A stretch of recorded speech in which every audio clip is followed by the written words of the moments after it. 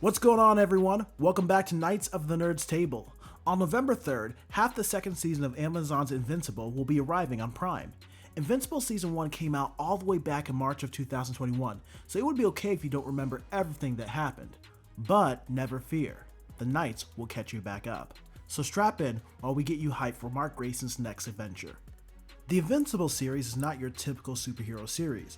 Although it does borrow a lot from Marvel and DC, it is more of a critique or deconstruction of these characters, much like DC's Watchmen. It's also very similar to the Amazon series The Boys and Gen V.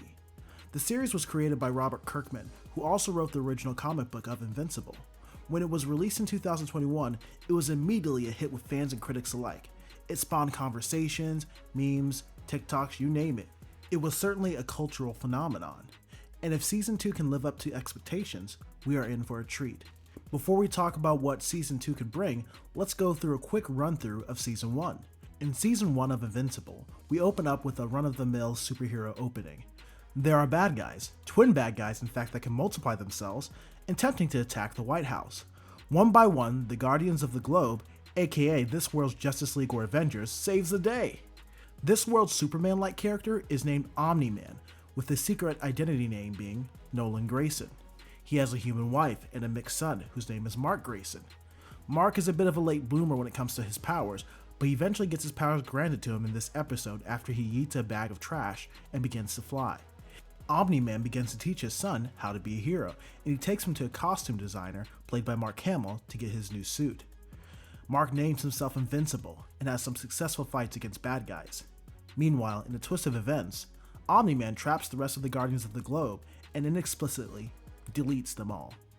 The Global Defense Agency, or this world's version of S.H.I.E.L.D., finds Omni-Man passed out, covered in the blood of the other Guardians. They assume an outsider took all of them out and left Omni-Man for dead. Omni-Man goes to the hospital. Mark leaves to defend Earth from an alien race known as the Flaxans. He's having a tough go of it, but this world's version of Teen Titans or Young Avengers shows up. This team, called the Teen Team, is composed of Duplicate, Rexplode, Adam Eve, and Robot.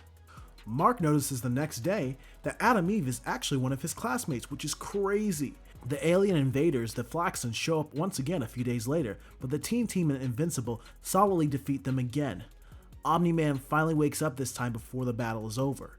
This universe's version of Nick Fury, Cecil Stedman, briefs Omni-Man on the attack on the Guardians of the Globe. Omni-Man lies to Stedman and says he was attacked by whoever killed the Guardians of the Globe. The Flaxans come up yet again. Omni-Man not only destroys them, but their homeworld as well, permanently deleting them. A demon detective called Darkblood enters the scene. He's kind of a mixture of DC's The Question and Etrigan the Demon. He's suspicious of Omni-Man and tells Cecil that he might be in danger. Next, we see the funeral for the Guardians. Cecil asks Robot to come work for him and choose the new Guardians. There is a competition, although Mark stays out of it since Omni-Man wants to train him himself. Rex, Monster Girl, Black Samson, and Duplicate are chosen as the new Guardians of the Globe. What a promotion! Cecil recruits Mark to help on a mission, which makes Mark ditch his high school love interest Amber in a classic Peter Parker-like fashion. Invincible teams up with Adam Eve to fight Doc Seismic. While teaming up with her, he begins to realize he has feelings for Eve as well. Mark leaves those feelings be for now, and he goes back to make out with Amber, while Eve, who recently broke up with Rex, ponders her future and realizes that she also has feelings for Mark. The Muller twins break out of prison with the help of Robot, surprisingly, and Cecil finds this out. Darkblood investigates Omni-Man by going to his human wife to see if she knows anything, but to no avail, of course, at this time. While training to be a superhero, Omni-Man continues to teach Mark about his home planet, Viltrum. Deborah Grayson continues to research Darkblood. Omni-Man tries to intimidate Darkblood out of researching the matter more. Invincible heads to a mission that his father turned down and watches over astronauts headed to the moon covertly.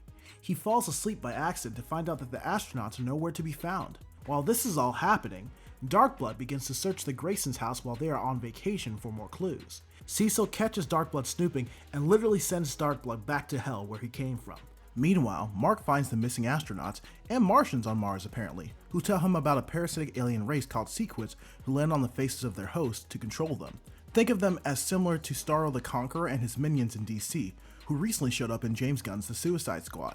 Mark takes the astronauts back, but unbeknownst to him, one of them is already under the control of a Sequid. Mark's personal life begins to come back into focus. His relationship with Amber is faltering, as is his GPA.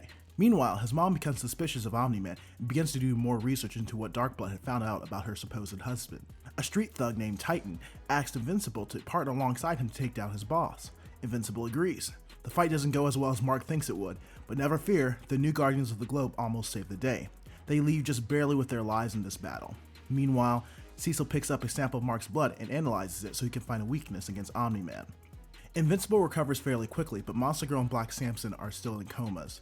Mark decides to check out a potential college with his friend and his girlfriend Amber to help his personal life a little bit. While Mark is doing this, his mom analyzes Omni-Man's suit and is pretty sure he is the Guardian's murderer. While Mark and his friends are visiting a potential college, a cyborg attacks. Mark saves his friends, but not before William figures out he is invincible. William's boyfriend, Rick, goes out for drinks and is captured by a mad scientist called D.A. Sinclair. Sinclair is attempting to change Rick into a cyborg. William goes after him to save him, but he also gets captured. Mark finally goes after them both, only to find out that it was too late for Rick, but he was able to save William. Samson and Monster Girl wake up from their comas, and Mark's mom confronts her husband about the murders. Deborah is so distraught with the truth that she asks him to leave, and then she's captured by Cecil's agents and brought to Cecil's hideout. There she discovers that Cecil suspected or knew all along that Omni-Man killed the Guardians. At the Molar Twin hideout, Robot reveals that he used Rex's blood to create a body for himself. After he's done with the transfer, he tries to take the twins back to jail, but he's called back to the Guardians' headquarters before he can do that. Mark's relationship with Amber is suffering, so he goes to Eve for advice. While sitting on a mountain edge, they see a disturbance in the horizon. Cecil tries to stop Omni-Man by sending a large alien after him, and Invincible sees his dad fighting and joins in. Eve almost joins in as well, but she is ordered by Cecil to return to headquarters. The Molar Twins revive a Guardian that Omni-Man had killed, called Immortal. Immortal wakes up and is bloodthirsty to destroy Omni-Man.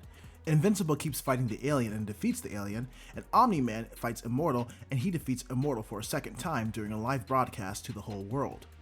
Nolan finally tells Mark his true identity. The Vultramites were born conquerors of the galaxy. Nolan was sent to Earth to prepare it for conquest. Mark couldn't believe what his dad is saying, but he decides to stand beside the people of Earth. So even though it's useless, he fights his dad.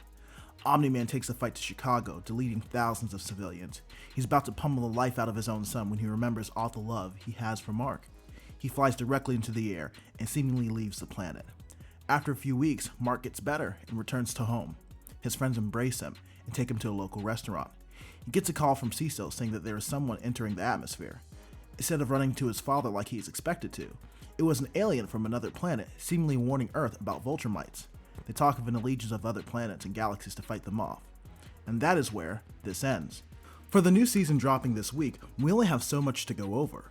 All the main cast will be returning. Steven Yeun, Sandra Oh, J.K. Simmons, and Zazie Betts will all return, and we will probably get some guest appearances as well. Thematically, there's a lot to tackle. Mark has to deal and reckon with his true heritage as a Vultramite and wonder if he will turn out just like his dad. I can imagine that the world and his friends around him might also worry that he might turn that way as well. His mother and him are still dealing with the change in family dynamics, and it's clear in the trailer that they will be exploring this more. The trailer ends with Invincible calling the world to submit before an unknown power, foreshadowing a possible dark turn for our boy Mark.